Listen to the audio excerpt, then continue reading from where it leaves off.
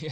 Golly. What is it like, though, just, you talk about the excitement level, but there's very clearly another story going on with San Diego State right now, and that is the backdrop of the Pac-12 and the potential of realignment. We know that they're being looked at by the Pac-12 or even talking. We know the Big 12's at least sniffed around a little bit in years past, if not recently. Can you kind of take us into that whole part of the San Diego State story, and what's kind of the scuttlebutt? What's the feeling right now, especially in light of you talking about where this program was not that long ago to now? Here they are. They're in the Final Four. They have a legitimate shot to win a national title in a major sport, and there's also this perhaps golden invite that could be headed their way as well. It's interesting. You look at a lot of the mid-majors that have made it into the Final Four in recent years, teams like George Mason, VCU, Wichita State, Loyola Chicago, Butler. All those teams have ended up in new conferences within a couple of years. It's kind of propelled them in a new conference. I don't know if that's going to be the impetus for San Diego State to get in the Pac-12. I don't think presidents are sitting around saying, "Hey, they beat Furman and they beat Creighton. Let's get them in our league." But it just puts them in a better light on a very high-profile stage. The problem for them is they're just kind of sitting around waiting for stuff to happen. They have no control over it. None. There's nothing they can do. They're just waiting for that phone call. And meanwhile, the Pac-12 keeps going on and on and on without a TV deal. And it's becoming really apparent that there is no TV deal. There is nothing good enough that they can present to presidents that they think will keep the league together.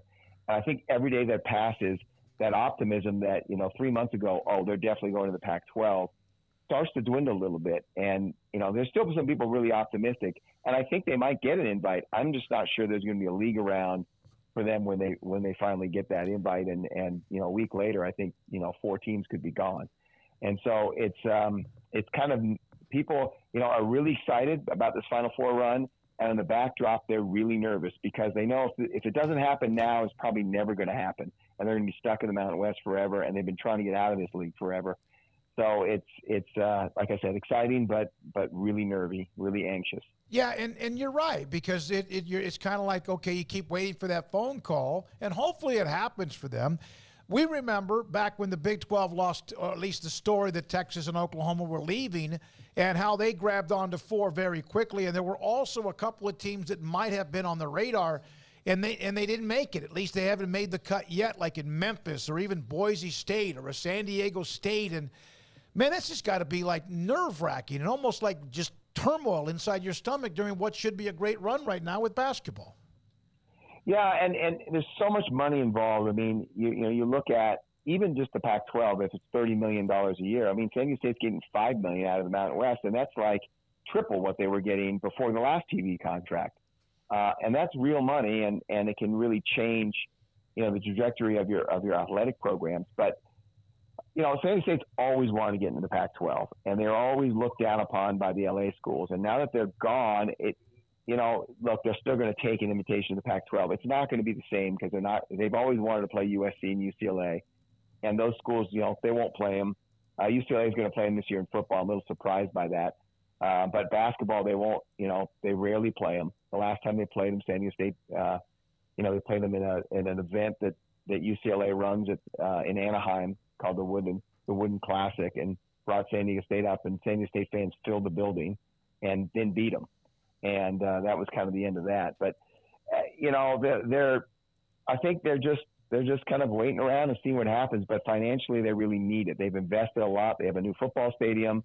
They invested a lot in the basketball program. They play in the 12,000-seat arena on campus. They have their own practice facility, which is very nice, state-of-the-art. And they want to sort of take that next step. But to do that, they need to be in a power conference with power conference money. That football stadium's glorious, isn't it?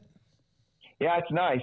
And it's the right size, and I think it would be a good fit in a lot of power conference leagues. But again, I don't think San Diego moves the needle in terms of a TV deal.